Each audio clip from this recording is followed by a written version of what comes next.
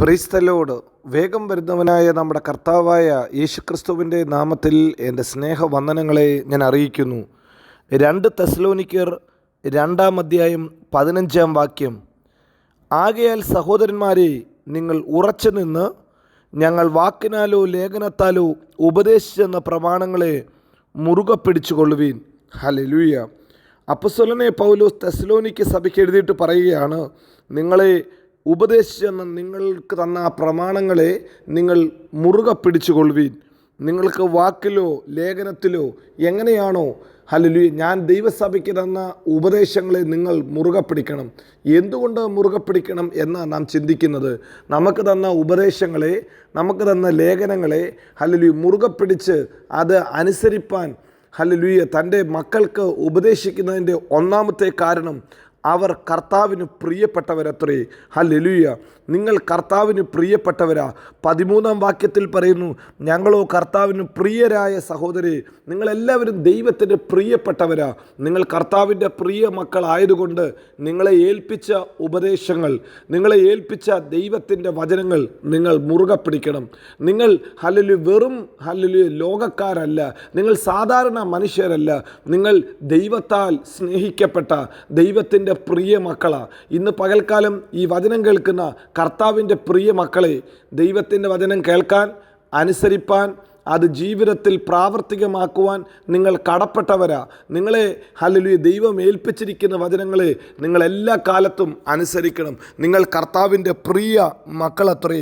2 വേദപുസ്തകം പറയുന്നു, ദൈവം നിങ്ങളെ തിരഞ്ഞെടുത്തിരിക്കുന്നു. ഹല്ലേലൂയ. ദൈവം നിങ്ങളെ തിരഞ്ഞെടുത്തിരിക്കുക. ഭൂമിയിലെ സകല ജാതികളുടെ നടുവിൽ നിന്നും ഈ കൂട്ടത്തെ ദൈവത്തിന് വേണ്ടി തിരഞ്ഞെടുത്തതാ. ഹല്ലേലൂയ. അനേകരുണ്ട് ഈ ഭൂമിയിൽ. ഈ ലോകത്തിൽ 8 ബില്യൺ ആൾക്കാരോളം ഈ ഭൂമിയിലുള്ളപ്പോൾ അതിനകത്തുനിന്ന് ഇന്ന് രാവിലെ വചനം കേൾക്കാൻ തിരഞ്ഞെടുക്കപ്പെട്ടത് ചുരുക്കം ചിലരാ. തിരഞ്ഞെടുക്കപ്പെട്ട കൂട്ടം കുറച്ച് പേരേ ഉള്ളൂ. ആ കൂട്ടത്തിൽ നാമും ഉള്ളതുകൊണ്ട് നമ്മെക്കുറിച്ച് ദൈവം ആഗ്രഹിക്കുന്നു. നാം കേൾക്കുന്ന വചനം, നാം വായിക്കുന്ന വചനം നമ്മുടെ ജീവിതത്തിൽ പ്രയോജനപ്പെടണം. നമ്മുടെ ജീവിതത്തിൽ ഈ വചനത്തിൻ്റെ ക്രിയ നടക്കണം. ഈ വചനം നമ്മുടെ ജീവിതത്തിൽ ഫലമുണ്ടാക്കണം. അതുകൊണ്ടാണ് വേദപുസ്തകം പറയുന്നത്, നിങ്ങളെ ഉപദേശിച്ചെന്ന വചനങ്ങളെ, നിങ്ങൾക്ക് എഴുതി തന്ന ലേഖനങ്ങളെ നിങ്ങൾ ഹല്ലേലൂയ മുറുകെ പിടിച്ചുകൊണ്ട് അതിനെ നിങ്ങൾ ഒബ്സർവ് ചെയ്യണം. ഹല്ലേലൂയ. എന്താ കാരണം? ഒന്ന്, നിങ്ങൾ കർത്താവിന് പ്രിയപ്പെട്ടവരാ. എത്ര പേര് ആ കരമൊന്ന് നെഞ്ചോട് ചേർത്ത് വെച്ച് പറയാൻ സാധിക്കും, കർത്താവിന് ഞാൻ പ്രിയപ്പെട്ടവനാ, എൻ്റെ കർത്താവിന് ഞാൻ ഏറ്റവും പ്രിയ മകനാ, പ്രിയ മകളാ? ഒന്ന് പറയാൻ പറ്റുമോ? 2 ഹല്ലേലൂയ ഒന്ന് വാ തുറന്നൊന്ന് വിളിച്ചു പറ, ഞാൻ ദൈവത്താൽ തിരഞ്ഞെടുക്കപ്പെട്ട വ്യക്തിയാ, ഞാൻ ദൈവത്താൽ ഹല്ലേലൂയ സെലക്ട് ചെയ്യപ്പെട്ട വ്യക്തിയാണ്. ഈ ഭൂമിയിൽ അനേക ജാതികളുടെ നടുവിൽ നിന്നും ദൈവം എന്നെ കണ്ടിരിക്കുന്നു. 3 ഹല്ലേലൂയ വേദപുസ്തകം പറയുന്നു, ദൈവത്തിന് നമ്മെക്കുറിച്ചൊരു പദ്ധതിയുണ്ട്. ഇതാ 14 വാക്യത്തിൽ വായിക്കുന്നു, നമ്മുടെ കർത്താവായ യേശുക്രിസ്തുവിൻ്റെ മഹത്വം പ്രാപിപ്പാനല്ലോ അവൻ ഞങ്ങളുടെ സുവിശേഷ ഘോഷണത്താൽ നിങ്ങളെ രക്ഷയ്ക്ക് വിളിച്ചത്. ദൈവം വിളിച്ചതിൻ്റെ പുറകിൽ ഒരു ഉദ്ദേശമുണ്ട്. ദൈവിക തെരഞ്ഞെടുപ്പിൻ്റെ പുറകിൽ ഒരു ഉദ്ദേശമുണ്ട്. ദൈവത്തിൻ്റെ മഹത്വം പ്രാപിക്കണം. 13 വാക്യത്തിൽ വായിക്കുന്നത്, ആത്മാവിൻ്റെ ശുദ്ധീകരണത്തിലും സത്യത്തിൻ്റെ വിശ്വാസത്തിലും രക്ഷയ്ക്കായി തിരഞ്ഞെടുത്തതിൻ്റെ പുറകിൽ, വിളിച്ചതിൻ്റെ പുറകിൽ ദൈവത്തിൻ്റെ ഉദ്ദേശം അത് രക്ഷയ്ക്ക് വേണ്ടിയാണ്, ദൈവമഹത്വം പ്രാപിക്കാൻ വേണ്ടിയാണ്. നമ്മെ ഹല്ലേലൂയ ദൈവം ചുമ്മാതെ ടൈം പാസിന് വേണ്ടി വിളിച്ചതല്ല. ദൈവം ഹല്ലേലൂയ വിളിച്ചതിൻ്റെ പുറകിൽ ദൈവത്തിൻ്റെ ഉദ്ദേശം വിശുദ്ധീകരണത്തിനായി, രക്ഷയ്ക്കായി തിരഞ്ഞെടുത്തു അവൻ. ഹല്ലേലൂയ. 2, ദൈവം തിരഞ്ഞെടുത്തത് എന്തിനാ? ദൈവത്തിൻ്റെ മഹത്വം വെളിപ്പെടുത്താൻ.